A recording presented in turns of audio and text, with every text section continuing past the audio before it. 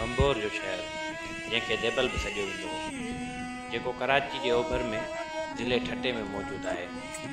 हिन शहर जो जेको क़िलो हुयो उनखे देबल जो क़िलो सॾियो वेंदो हो। अरब जे उमैया ख़ानदान जे हुकुमरान इजाद बिन यूसुफ जॾहिं सिंध ते का करण जे लाइ पंहिंजे भाइटे मोहम्मद बिन कासिम खे मोकिलियो त मोहम्मद बिन कासिम देबल क़िलो फ़तह कयो। तॾहिं सिंध ते ब्राह्मण ख़ानदान जे बादशाह राजा डायर जी हुकूमत हुई, जंहिंखे शहीद अवल बि सॾियो वेंदो आहे। उन खां अलावा बंबोर जो शहर ससुई ऐं पुन्नू जे इश्क जी दास्तान जे हवाले सां बि मशहूरु आहे ऐं उन ई ससुई बाबति शाह लतीफ़ जो सुर ससुई बि असांखे मिले थो। ऐं उन खां पोइ हीउ शहर 13वीं ईस्वी सदी ताईं आबादु रहियो ऐं जीअं दरिया पंहिंजो रस्तो मटायो त हीउ शहर वीरान थी वियो।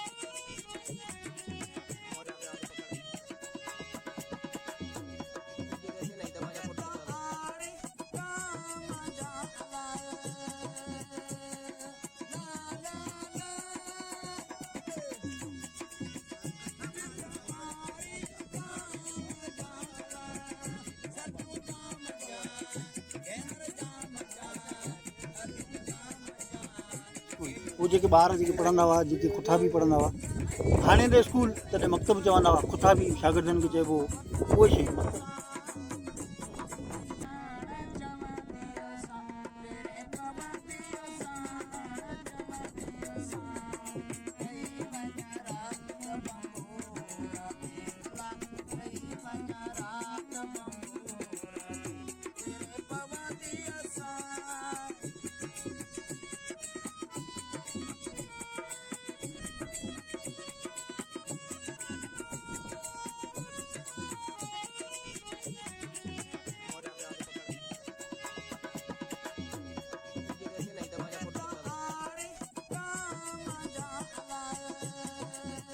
मेन गेट जो दरवाज़ो मरकज़ी हेर जो आहे। असली जेको हिन जो वणिज वापार जेको सिस्टम हो न, उहो दरिया सां गॾु हो।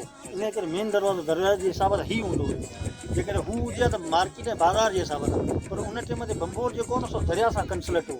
इन करे मेन दरवाज़ो ई हो। चौड़ा जेके इहा सिस्टम हूंदो हुओ, लांचूं सभु हिते लॻंदियूं।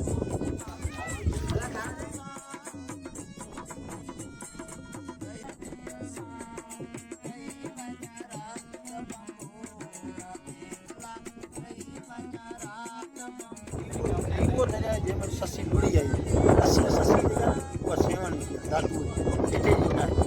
जे माणी जी आहे, वाञाणी वाणी जी थी आहे, उनखे पंहिंजे पोतीअ वारे जे पुठा खां पोइ जॾहिं उहा ॼमी हुई, उनखे हितां खां मामद खटे कढी जेको बंबोर में धोबी जो कमु कंदो हो। उन खां पोइ ससी खे हुनखे टिपायो वॾो कयो। उन खां पोइ ससी उन सां इश्क थियो ऐं हीउ उहो दरिया जेको हाणे फिटल आहे, हाणे आबाद करे, पर पहिरीं आबाद हुओ जॾहिं ससी सेवण खां हिते लुड़ी आई।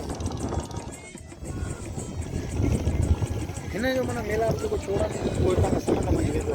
हे जेके घोड़ा अचनि था, इहो थिया माइगिरी जेके माइगिरी वारो कमु मच्छीअ जो ॾिना माना कंसलेट थिया पिया, उहे माण्हू हिते अचनि था। हिननि जो कमकार रोज़गार हिन मच्छीअ सां हिन दरियानि सां हले थो। हीअ दरिया असल में सुबुह खां पोइ हाणे फिटो आहे, माना ख़तमु आहे। हाणे हिन में शहरनि जा गंद किचिरा ॿिया अचनि था ऐं जॾहिं हवा लॻे थी या बरसाति पवंदी, समुंड जे वीर आलू जो पाणी मथे चढ़े थो, उहो हिनखे भरे थो पर पाणी जेको आहे हिन में माना 12 महीना हूंदो ई हूंदो टुटंदो न आहे। हे जेके प्लांट लॻल आहिनि चाइना पावर प्लांट आहे, इहो सिस्टम अलॻि आहे। हिननि जो इहो समुंड ते लॻल आहे जेको हवा मां लाइट ठाहे